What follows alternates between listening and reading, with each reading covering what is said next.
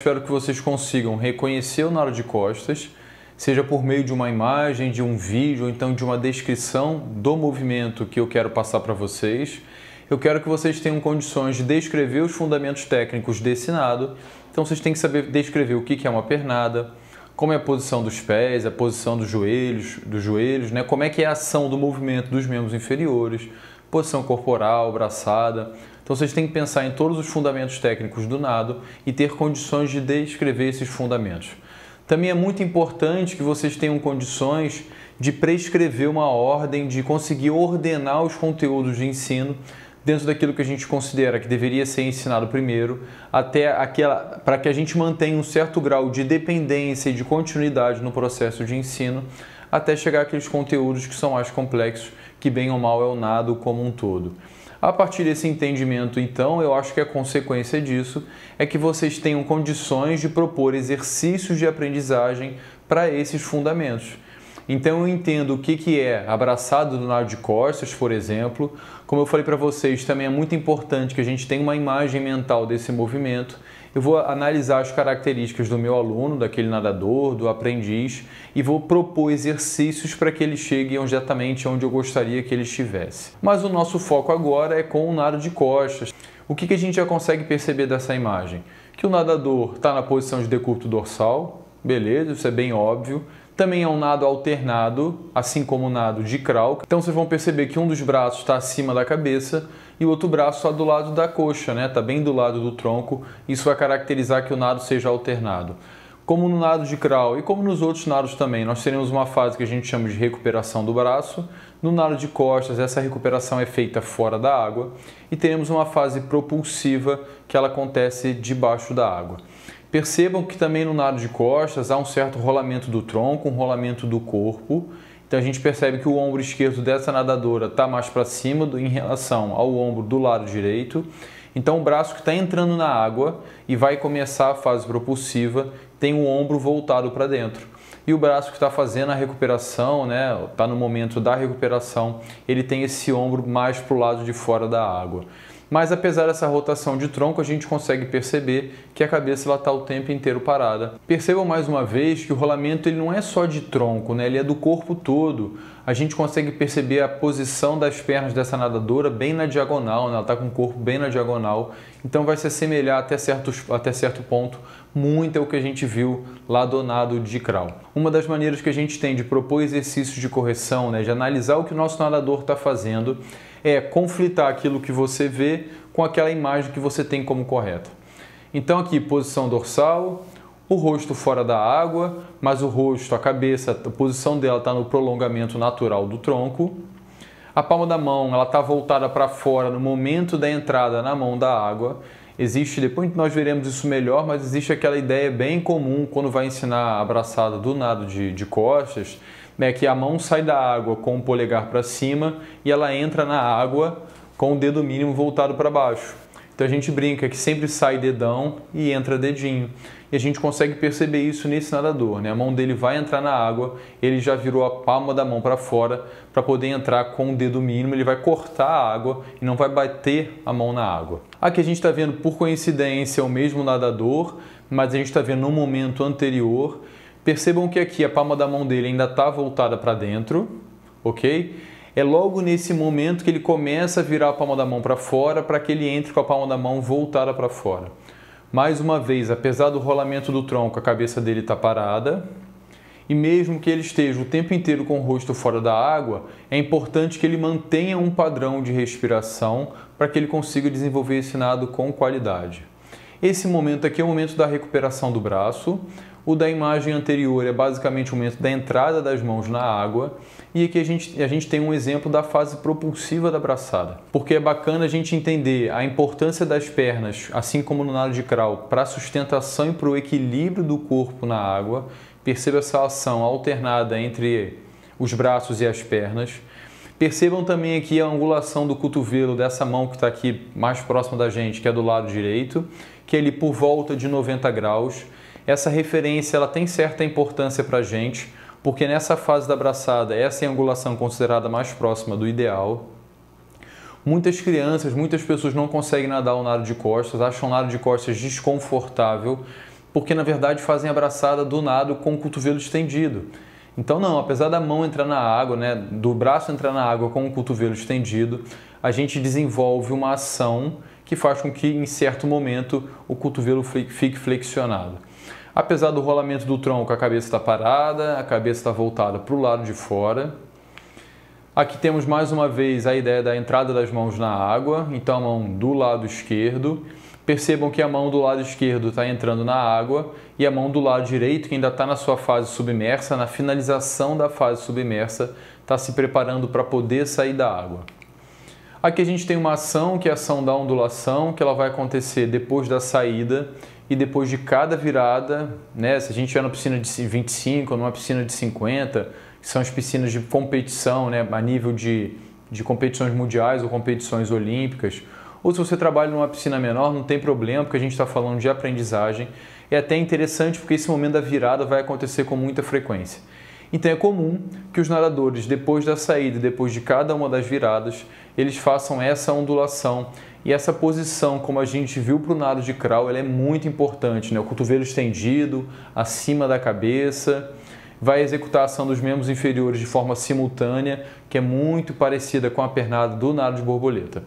Mais uma vez, o limite para o nadador fazer essa ação submersa depois da saída, depois de cada uma das viradas, é de 15 metros e a cabeça é a referência. Aqui a gente pode ver a primeira braçada depois dessa saída, depois dessa fase submersa do nadador.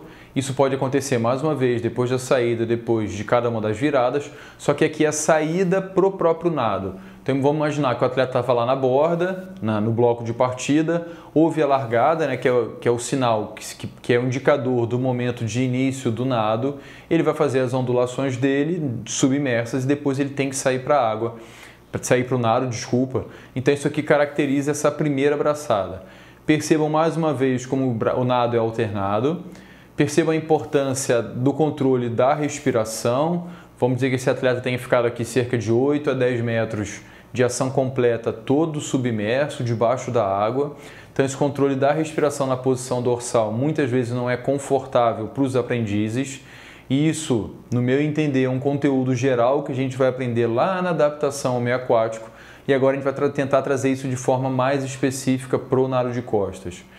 Apesar dele ter feito a ondulação o tempo inteiro na posição dorsal e com as ações dos membros inferiores simultâneas, quando ele vai sair para o nado, ele encaixa a pernada do próprio nado, que é uma pernada alternada, e a gente já consegue perceber isso também nessa imagem. Aqui mostra essa transição realmente do momento do nado submerso para o nado, que é mais na superfície, para o rosto ficar fora da água, e destaca mais uma vez a importância do controle da respiração em todas essas ações, totalmente submerso, na transição da fase submersa para a superfície e depois o próprio nado na superfície. Muitas crianças também não gostam de nadar ao costas porque elas ficam com certo desconforto, porque elas não sabem exatamente para onde que elas estão indo. Quando a gente executa os nados ventrais, você está olhando para a marcação da piscina, no fundo da piscina, isso causa certa segurança, certo conforto, né? E no nado de costas isso não acontece, então é uma outra coisa que a gente tem que ensinar para os nossos nadadores. Eu queria que vocês refletissem sobre esse texto que eu trouxe para vocês, né? Os nadadores são diferentes e as coisas que funcionam tão bem para alguns poderão ser as melhores para outros. O que isso significa, pessoal? Não significa que todos os nadadores têm que fazer exatamente aquilo que você está imaginando. Por quê? Porque aquele movimento que você memorizou, aquela proposta que você tentou racionalizar de movimento, ela é baseada em alguns nadadores que você observou, que você tem como referência de bom desempenho. Possivelmente são os nadadores olímpicos, e as nossas crianças, né, de 8, de 9, 10 anos não vão conseguir executar esses padrões de maneira imediata. Então a ideia é que a gente tenha esse mapa do movimento na nossa cabeça, mas que a gente consiga transferir esse movimento para a realidade de cada um dos nossos nadadores, em termos de capacidades que eles têm momentâneas, limitações de força, limitações articulares. Então tudo isso tem que ser levado em consideração no processo de ensino, e é isso que vai fazer a diferença no processo de aprendizagem dessas crianças. Esse primeiro conceito ele é bem antigo, mas eu acho interessante. Então a principal diferença, pessoal, é que aqui no nado de costas eu estou caracterizando para vocês que ele é uma técnica dorsal. O nado de crawl e o nado de costas são nados alternados, são nados simétricos e, em função disso, os membros superiores e inferiores tendem a garantir uma propulsão contínua. Como eu falei para vocês, é uma descrição bem geral e vocês têm que ter isso em mente, porque se a gente for pegar cada pormenor do nado, são nados completamente diferentes. Mesmo que você não soubesse nenhum desses conceitos, pela simples observação dos movimentos, você vai perceber que os nados eles são diferentes. Então esse aqui é o conceito. É uma técnica dorsal, ou seja, está de barriga para cima, está em decúbito dorsal. Os braços são alternados, então os braços não se encontram. Enquanto um braço está lá em cima, imaginem que eu estou deitado, um dos braços está lá em cima entrando na água, o outro braço está aqui embaixo saindo da água. Enquanto um dos braços está no meio da fase propulsiva, outro braço está fora da água. A mesma coisa em relação às pernas. Uma perna está subindo, a outra perna está descendo. Então são nados alternados. Como são nados alternados, parecido com o nosso andar, a gente tem a ideia de que esse deslocamento deveria ser o máximo possível contínuo. Então, quando a gente vai observando os nossos nadadores, por isso a importância dos conceitos, a gente tem que ver se isso está acontecendo. Esse segundo exemplo aqui traz para a gente a ideia de dele ser um nado alternado e simétrico. Não sei se vocês lembram essa ideia do simétrico, apesar de a gente entender que o que o nadador faz com o lado direito dele deveria ser exatamente a mesma coisa que faz com o lado esquerdo, a gente discutiu lá do nado de crawl que a gente vai perceber essas diferenças dos nadadores. Um cotovelo está um pouquinho mais estendido do que o outro, porque ele tem uma limitação articular de um lado ou do outro, ele tem mais força de um lado do que do outro, tem melhor coordenação, então isso vai acontecer, a mesma coisa em relação às pernas. Então essa ação, mais uma vez alternada, vai garantir uma certa continuidade de propulsão e automaticamente de deslocamento, e a gente tem que ter essa atenção.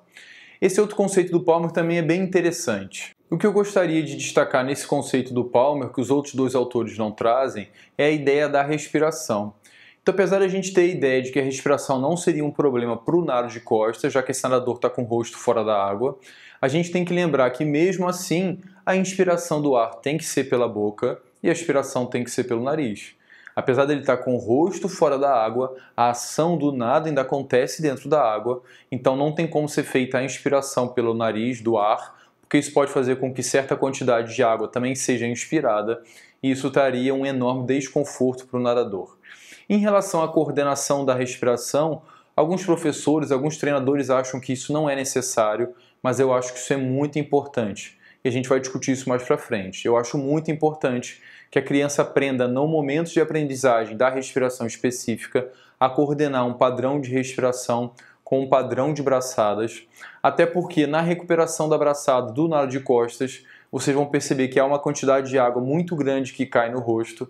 Isso pode atrapalhar se não houver um momento de respiração ali que contribua com o desenvolver do nado. Então nós falaremos sobre esses fundamentos técnicos do nado de costas. Basicamente a gente tem as ações de braçada, as ações de pernada e as ações de respiração. Só que a gente vai discutir isso separadamente e depois como coordenar todos esses fundamentos técnicos. A gente parte agora para o primeiro desses fundamentos, que é a pernada e a posição corporal. Eu queria o tempo inteiro, ao longo da nossa discussão, que vocês tentassem fazer uma associação do que a gente está aprendendo agora, do que a gente está vendo agora, com aquilo que a gente já discutiu do nado de crawl, tá bom? Para que vocês criem essas associações ou essa diferenciação. Muitas vezes eu entendo que é difícil a gente decorar todas essas informações, então mais uma vez a importância de você criar uma imagem mental do movimento, isso pode te ajudar a decorar alguns critérios técnicos. Eu não pretendo ser muito específico, eu vou passar para vocês o que eu considero essencial para o ensino da pernada, que é o que a gente está discutindo agora. Fazendo essa associação da pernada de costas com a pernada do nado de crawl, a gente já tem a ideia de que a pernada do nado de costas também é feita em flexão plantar, então o pé está estendido, os pés eles são levemente voltados para dentro, assim como no nado de crawl, e a gente também tem aquela ideia de que a pernada ela começa no quadril e não só do joelho para baixo. Então a gente tem flexão e extensão, de quadril e extensão de joelho, e depois a gente tem a extensão do quadril com o joelho já estendido. Então é como se a gente realmente pegasse o nadador do nado de crawl, que estava de barriga para baixo, e trouxesse esse nadador para a posição dorsal, colocasse esse nadador de barriga para cima. A posição do membro inferior ela é muito parecida. A gente tem até as mesmas fases, nós temos a fase descendente, a fase ascendente e depois essa mudança de direção. Então vamos imaginar então aqui meus braços como se fossem os membros inferiores, né? Então aqui é o meu quadril, aqui é o joelho e aqui são os meus pés. Na fase descendente eu basicamente vou fazer a extensão de quadril com o joelho estendido e na fase ascendente, que é a subida dos membros inferiores, eu vou fazer um pouquinho de flexão de joelho no início, vou fazer flexão de quadril e depois extensão de joelho. Então no nado de crawl a intenção do movimento é chutar para baixo e para trás, para criar estabilização e criar propulsão. E no nado de costas, a intenção é chutar para cima e para trás, para criar essa estabilização, essa sustentação do corpo, mas também a propulsão. Para o nado de costas, a gente precisa entender que a frequência de pernadas ela é muito maior, tá bom? Então a gente depois, quando estiver vendo o padrão de coordenação braço e perna, nós não teremos aquele padrão de 2 pernadas por ciclo de braço ou 4 pernadas. A frequência gestual da pernada do nado de costas ela é muito maior.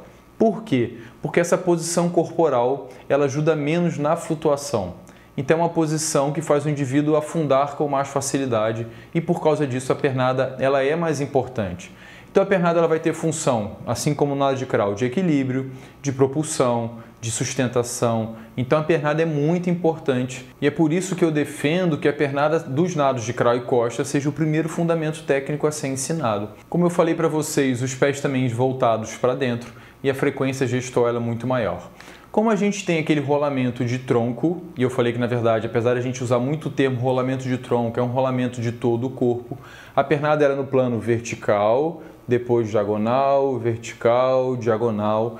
Os membros inferiores acompanham a ação do corpo como um todo. Pô, Guilherme, como é que eu posso ensinar essa pernada do nado de costas? Eu gosto muito de ensinar a pernada de costas junto com a pernada do nado de crawl. Primeiro, mais uma vez, se essa criança passou por uma adequada fase de aprendizagem da adaptação ao meio aquático, há uma tendência muito grande que ela já saiba fazer essa pernada. Ela só não sabia que essa pernada ainda era a pernada do crawl e a pernada do nado de costas. Então, por que eu já fiz esse engancho? Porque eu considero, por exemplo, que essa imagem, esse exercício não seria adequado para uma criança que passou pela adaptação ao meio aquático e que fez uma boa adaptação ao meio aquático. Mais uma vez, por quê? Porque você está criando um ponto fixo que não precisa, você está criando uma sustentação no corpo da criança como se ela fosse soltar a borda e fosse afundar, o que também não precisa. A criança, se ela chegou até aqui com uma boa fase de adaptação ao meio aquático, ela já tem muita experiência dentro da água e não vai ser necessário ficar utilizando obrigatoriamente sempre a prancha ou criar esse ponto fixo. E além disso, se a gente for lembrar que durante o nado de costas a gente tem uma certa rotação de tronco para um lado e para o outro, se a gente cria esse ponto fixo na borda, a gente está evitando que esse rolamento do tronco aconteça. Outros exercícios aqui que talvez eu goste um pouquinho mais é a gente utilizar a prancha em diferentes posições, com o cotovelo estendido, abraçando a prancha, mas a gente pode fazer esses mesmos exercícios sem a utilização do material. Eu posso só colocar a mão do lado do corpo, a mão em cima da coxa, posso dobrar os cotovelos, né, com as mãos em cima do meu tronco. Lembrando que quanto mais massa corporal eu trago para essa região, maior a tendência dessa parte afundar. Então, se eu estendo o cotovelo, eu estou distribuindo mais essa massa corporal e isso facilita na flutuação. Eu posso assumir diferentes posicionamentos dos braços. Eu posso estar com os dois braços do lado do corpo, posso estar com o braço para cima um lado e o outro do lado do corpo, posso até estar com os dois braços abertos, não tem problema algum. O foco é na pernada, eu só estou criando variações de movimento para poder exigir um pouquinho mais desses membros inferiores. Esses exercícios com os braços alternados, como eu falei para vocês, eles são um pouquinho mais difíceis. Então, mas mais uma vez, depende da criança, depende das experiências dela com adaptação ao meio aquático. Os dois braços para cima é um exercício mais difícil ainda, então pode ser um exercício para poder exigir um pouquinho mais de força e coordenação dos membros inferiores. Às vezes a gente forçar um pouquinho essa barra é interessante, porque se você cria um padrão muito fácil de flutuação do corpo dentro da água, pode ser que a criança faça a pernada com muita preguiça, vamos dizer assim, ela não faça a pernada de maneira adequada porque o corpo já está na superfície. A partir do momento que a gente cria uma certa complicação e se a pernada realmente não for bem feita, ela não vai conseguir nem se manter na superfície e nem se deslocar. Mas mais uma vez é importante que a gente compreenda quem é essa criança, em que momento da aprendizagem que ela está, para que a gente saiba exatamente que tipo de exercício a gente vai oferecer para ela. A gente pode utilizar materiais flutuantes de diferentes maneiras.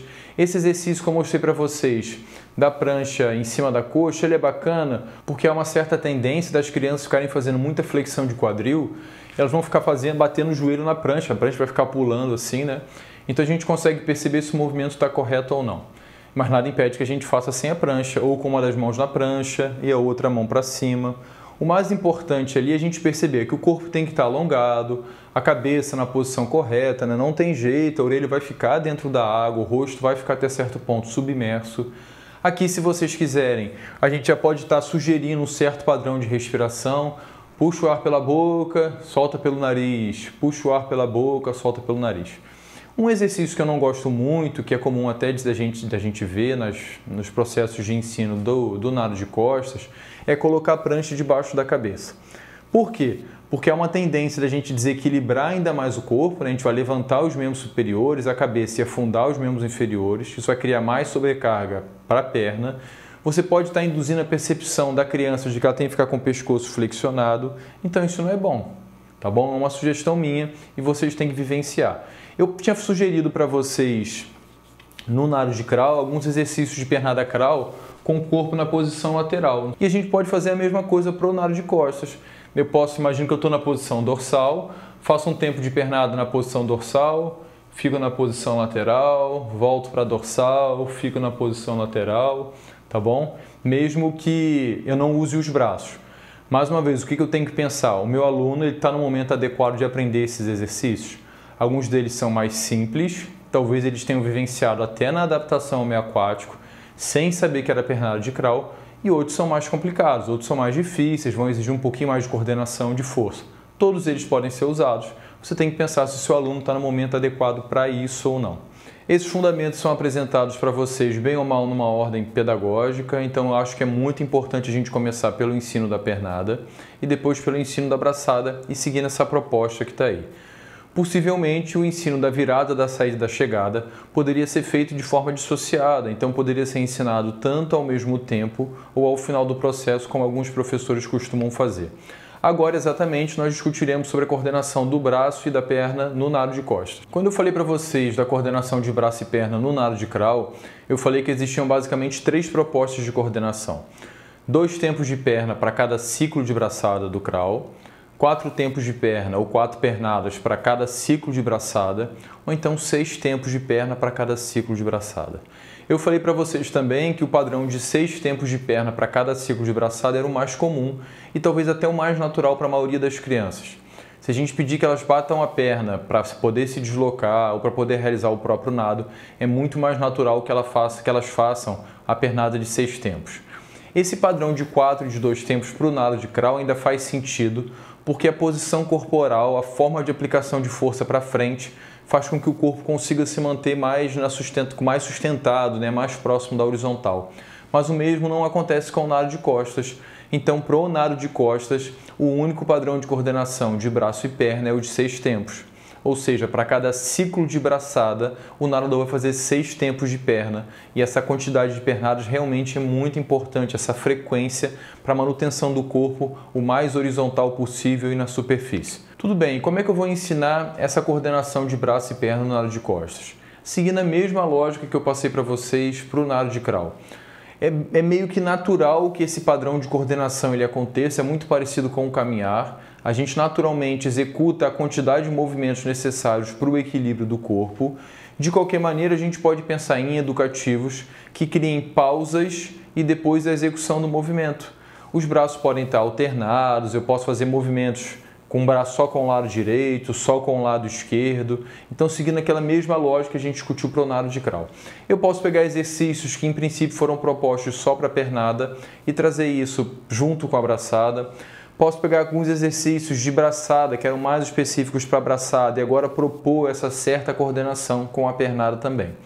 O importante é, com a pausa ou sem a pausa, eu preciso ter momentos dentro desse exercício onde realmente haja a execução do braço e da perna ao mesmo tempo. Isso pode ser por 3 ciclos, por 4 ciclos, por 5 braçadas ou até um pouco mais. A gente fala nesse momento sobre a respiração. Existe uma questão muito importante no nado de costas, que eu já falei um pouquinho para vocês nos vídeos anteriores, é se realmente deveria ser ensinado ou não um padrão respiratório para o nado. Por que algumas pessoas trazem essa discussão? Porque se entende que o rosto está fora da água, esse deveria ser um movimento extremamente natural, mas muitas vezes não é. Possivelmente, mais uma vez, se essa criança passou pela etapa de adaptação ao meio aquático, foi feita uma boa etapa de adaptação, ela naturalmente vai compreender que mesmo o rosto estando fora da água, ela deveria fazer a inspiração pela boca e a expiração pelo nariz. Mas nem sempre isso acontece.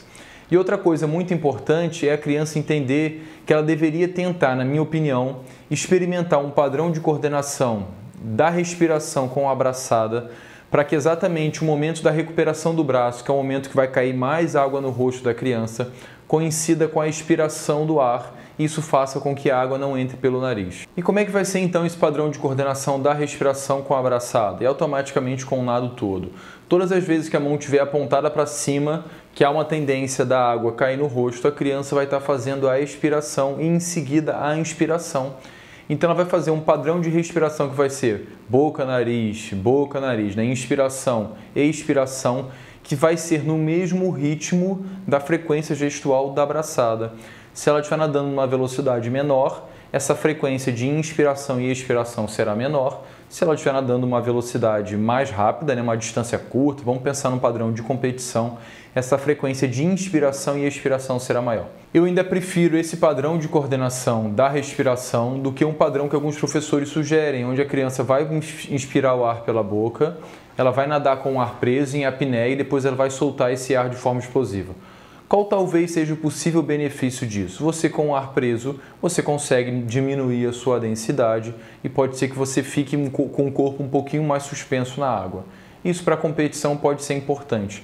Entretanto, a maioria dos professores que sugerem essa ideia de nadar com ar preso, eles não sugerem isso pensando nessa alteração da densidade, e sim porque acham que não é necessário ensinar um padrão de respiração. Na minha opinião, para as crianças, seria interessante que a gente ensinasse esse padrão de respiração.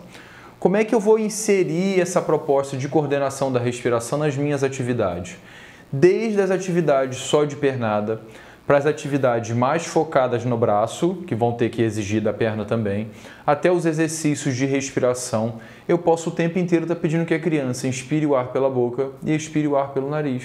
Então, diferentemente do que a gente discutiu no nado de crawl, que eu vou inserir a respiração específica no momento do ensino da respiração específica, para o nado de costas, como eu não tenho que executar nenhum movimento diferente para poder realizar essa respiração, o ensino da respiração específica pode acontecer junto com o ensino da própria pernada. Então lá no início, quando a criança está fazendo só exercícios de pernada, que a gente sugeriu mão na coxa, as mãos alternadas, tá bom? Ali ela já pode manter um padrão de inspirar o ar pela boca e expirar o ar pelo nariz. Então, o tempo inteiro isso vai estar acontecendo. E aqui, quando ele chegar, como a gente já viu, o padrão de coordenação de braço e perna, a criança vai estar buscando um padrão de coordenação de braço e perna associado a um padrão de respiração específico. Então, vamos dizer que ela faça um exercício que ela fique com as mãos alternadas, vai fazer pernada aqui por 3 segundos e depois vai fazer 3 braçadas. Tá bom? Na execução do movimento sem braçada, ela vai estar inspirando pela boca e expirando pelo nariz. Começou a rodar os braços, ela vai manter um padrão, o mesmo padrão de respiração, coordenado com a velocidade de execução dos braços. E assim a gente vai ensinar então esse padrão de coordenação da respiração do braço e da perna. A gente vem falando ao longo desses vídeos sobre os fundamentos técnicos do ensino desse nado e agora o nosso foco é na saída de bloco. Esses 3 últimos vídeos que eu vou gravar para vocês, a saída, a virada e a chegada, infelizmente são alguns conteúdos que geralmente são deixados de fora do processo de ensino-aprendizagem dos jovens, das crianças, principalmente aquelas que não estão envolvidas no processo de treinamento, aquelas que não estão envolvidas com natação competitiva. O professor ele faz isso porque ele entende que são fundamentos específicos da natação competitiva, principalmente a saída de bloco. Mas eu considero isso um erro por causa de 2 motivos principalmente. Primeiro, que a criança pode não participar da natação competitiva exatamente nesse momento da aprendizagem que ela está com você, mas pode ser que essa necessidade surja depois, ou esse interesse surja depois. Além disso, mesmo na idade adulta, né, no final da adolescência ou na idade adulta, pode ser que ela venha fazer a natação com finalidades de saúde, de lazer, de recreação e ter essas experiências para poder complementar o que realmente o nado de costas é muito importante. Então, pessoal, não deixem de ensinar a saída, a virada e a chegada para os nadadores de vocês.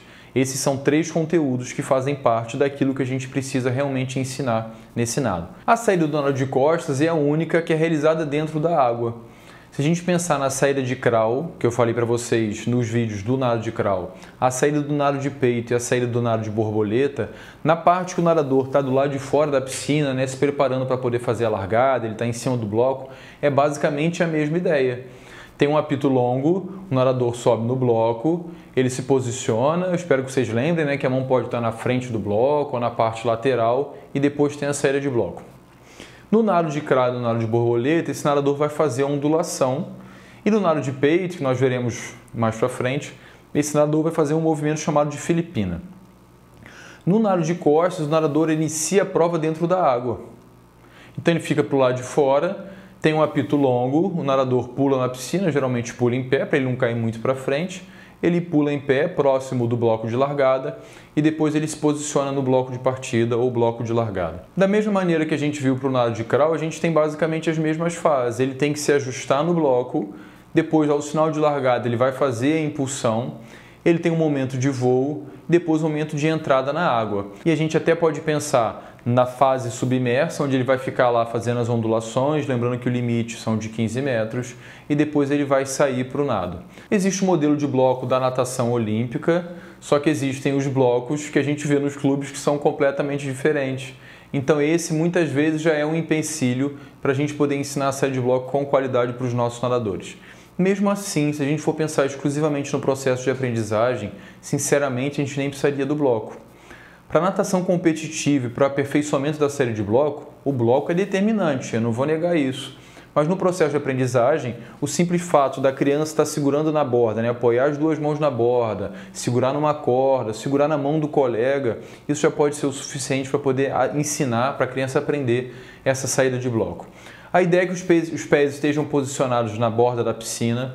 Antigamente não existia nenhum suporte para apoiar os pés e a maioria das vezes no processo de aprendizagem ainda não há esse apoio para os pés, mas se a gente for pensar na natação competitiva, esse material existe. Ele vai ficar preso na parte de cima, né, no bloco de partida, ele desce pela lateral do bloco e depois ele fica dentro da água para que a pessoa consiga apoiar os pés na parede. Por que isso é interessante? Porque, na verdade, há uma tendência, principalmente das crianças, de fazerem força com os pés para baixo para poder ir para trás. Só que quando ela faz força para baixo, a tendência é que os pés escorreguem na borda e, na verdade, ela vai ficar quase que no mesmo lugar. Ok? Então, apesar disso ser exclusivo para a natação competitiva, se a gente pudesse usar alguma coisa parecida com essa, que a gente pode improvisar, seria muito interessante para as crianças que estão no processo de aprendizagem. Tudo bem, então a pessoa vai apoiar os 2 pés na borda, ela vai segurar no bloco que está lá em cima. Existem alguns blocos que permitem esse apoio tanto horizontal quanto apoio vertical. A preocupação é que a criança, que o indivíduo tem que se posicionar de tal maneira no bloco de partida que quando tiver o sinal para poder preparar, ela consiga flexionar o cotovelo, aí esse cotovelo pode ser trazido próximo do tronco, o cotovelo mais aberto, que ela consiga flexionar o cotovelo, né, fazer essa extensão de braço e ela consiga ficar presa no bloco lá em cima, como se fosse um jockey, né, andando a cavalo, para que depois, na hora do apito, ele consiga jogar os braços por cima da cabeça ou pela lateral do tronco para poder sobrepor as mãos, formar um arco e entrar na água. Uma ideia bem bacana para poder ajudar essa elevação do quadril para poder formar um arco fora da água é orientar o nadador a olhar para a borda lá do lado oposto. Então a criança está no bloco de partida, ela vai fazer essa extensão de quadril, né, para poder jogar o corpo para trás e ela vai fazer extensão de pescoço também. Essa ideia de jogar o pescoço para trás facilita a elevação do quadril. Então, depois desse apito longo que eu falei para vocês, os nadadores entram na piscina, estão segurando no bloco de partida, tem um apoio específico para eles e os pés estão apoiados também. Antigamente não era permitido que os pés saíssem da água, mas isso não é uma exigência já há alguns anos. Então, existem alguns nadadores que ficam com os pés fora da água. Quando houver o sinal para o nadador preparar, a tendência é que ele suba o corpo e hoje em dia, muito mais do que antigamente, ele consegue realmente ficar apoiado nesse suporte dos pés e tirar muito o corpo da água. Então hoje eles conseguem tirar até o quadril da água, que é uma coisa que não acontecia antigamente. No sinal de largada, esse nadador ele vai projetar o corpo para trás. A ideia é que ele faça essa extensão do pescoço, como eu falei para vocês. Os braços podem ser jogados pela frente do corpo ou pela lateral do corpo, isso aí tanto faz. Vai assumir essa posição arcada, né, com o quadril bem levantado. Há uma tendência das crianças não conseguirem projetar o corpo para trás com qualidade, até porque não tem esse apoio dos pés, e elas arrastam as costas na água. A ideia é que elas joguem o quadril para cima para fazer esse arco como se estivesse saltando da borda, como se estivesse saltando do bloco de partida no nado de crawl. Depois, na fase submersa, os braços sobre a mão sobrepostas, cotovelo estendido. Na natação competitiva, a ideia é que se ondule ali até próximo dos 15 metros e depois vai sair para o nado. Para as crianças em processo de aprendizagem, a gente pode fracionar esse processo. Guilherme, mas como é que eu vou ensinar a saída de bloco na natação? Se eu for pensar na natação competitiva ou não, eu acho que a gente pode começar fazendo o movimento segurando na borda da piscina, não precisa nem do bloco. A criança precisa compreender a ideia do movimento, que ela vai olhar para trás, que ela tem que projetar o corpo para cima e para trás, como ela vai se posicionar, ela vai posicionar os pés na borda da piscina, porque como eu falei, a maioria das vezes não vai ter esse apoio para os pés. Eu posso fazer esse lançamento jogando as duas mãos na coxa, jogando só um dos braços para trás, os dois braços, olhando para trás ou não, questionando a criança para que ela perceba a posição corporal dela e o efeito disso no movimento. Então são propostas que a gente pode ensinar para essa criança. Mesmo que por enquanto ela ainda faça essa saída bem baixinha, não tem problema, né? Que as costas ainda arrastem na água, ela vai fazer a saída de bloco, vai assumir a posição que a gente considera que é adequada e vai deslizar o máximo possível.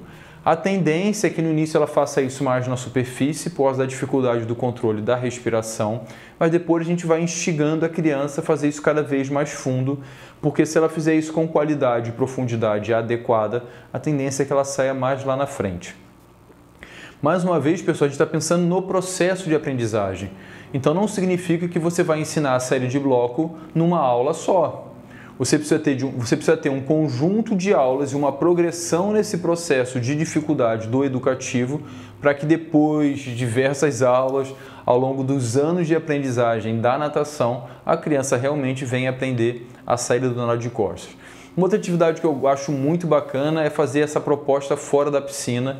Então nós temos as crianças fora da piscina, uma vai estar ajudando a outra. É interessante porque a gente pode utilizar um método chamado de avaliação recíproca. E as crianças estão se observando, né? Elas estão observando o que o colega está fazendo e o professor consegue ajudar mais de perto o aluno no movimento que ele precisa fazer. Nada impede depois, se a gente tiver uma piscina rasa, que a gente entre na piscina com as crianças e simule essa mesma situação com a criança já segurando no bloco de partida. E como eu disse para vocês, a ideia é que à medida que a criança vai repetindo, ela vai buscando melhor posicionamento fora e dentro da água e ela vai melhorando. E uma outra atividade que a gente pode pensar, que é muito comum inclusive no nado de crawl, é a gente colocar como se fosse algum tipo de barreira que força essa criança a jogar o quadril para cima para poder formar esse arco. No exemplo da imagem de vocês, a gente tem um macarrão, mas poderia ter um professor e um aluno com as mãos dadas. Quando a criança passar, não pode encostar o quadril na mão do professor e do aluno. A gente pode até propositalmente colocar o braço para cima para que ela perceba que o quadril dela tem que subir mais. Ok? Então, pessoal, mais uma vez a ideia é o que eu quero ensinar, qual a característica do meu aluno e qual é o exercício que eu vou propor para as características deles. Seria muito fácil a gente falar sobre 200 exercícios aqui para poder ensinar qualquer conteúdo do nado de costas. Se você não entende exatamente o porquê desses educativos, eles não vão fazer sentido nenhum para você. O que a gente precisa então relembrar aqui bem sucintamente? O nado de costas é um nado que acontece na posição dorsal, ele é um nado alternado, é um nado simétrico e por ser alternado ele tende a ser contínuo. Existem diversos fundamentos que a gente precisa ensinar e eu falei para vocês sobre a pernada, sobre a braçada, coordenação braço e perna, a respiração, coordenação braço-perna, respiração, saída, virada e chegada. Cada um desses fundamentos é importante que vocês conheçam, visualmente, que é importante que vocês saibam descrevê-los em termos de teoria, porque esse conhecimento, tanto da imaginação do movimento, da visualização do movimento em termos teóricos, que vai fazer que vocês ensinem com mais qualidade. Dentro de cada um desses movimentos, vocês precisam reconhecer quais são os movimentos críticos ou os pontos críticos. O que são esses pontos críticos? São os movimentos que a gente chama de essencial. Então, dentro dessa complexidade que é abraçada, o que você tem que enxergar em todos os seus alunos que deveria ser a mesma coisa, tá bom? A gente tem aquilo que é essencial como aquilo que realmente é importante. As variações, as pequenas variações entre os nossos alunos vão acontecer, mas em todos eles a gente quer ver aquilo que realmente é essencial para o movimento. Para poder ensinar todos esses fundamentos, a gente precisa ter em mente a característica de cada um desses fundamentos, né? Como é que eles são executados, e eu preciso ter em mente também o meu objetivo. O que eu quero ensinar para que a partir disso eu proponha o educativo. E no meio do caminho tem as características do meu aluno, a etapa que ele se encontra no processo de aprendizagem, as experiências anteriores. Tudo isso tem que ser levado em consideração. Então eu tenho o meu objetivo, que tem que estar coerente com a característica do meu aluno. Eu misturo isso tudo e a partir disso então eu proponho os exercícios. Como eu falei para vocês num vídeo anterior, seria muito fácil eu chegar aqui e propor diversos exercícios para você. Existiam alguns livros antigamente na área da educação física, eu ainda estava na época da minha graduação, que eram assim, 1000 exercícios de natação, 1000 exercícios de musculação, 1000 exercícios de atletismo. É lógico que tinham exercícios bons ali, mas ele não discutia exatamente qual era a finalidade daqueles exercícios. Então percebam que não faz muito sentido. O professor, se ele compreende aquilo que ele precisa ensinar, a criatividade é o limite, tá bom? Mas cuidado para vocês não se empolgarem demais, que a gente vê tanta coisa aí na internet e a maioria delas não faz muito sentido.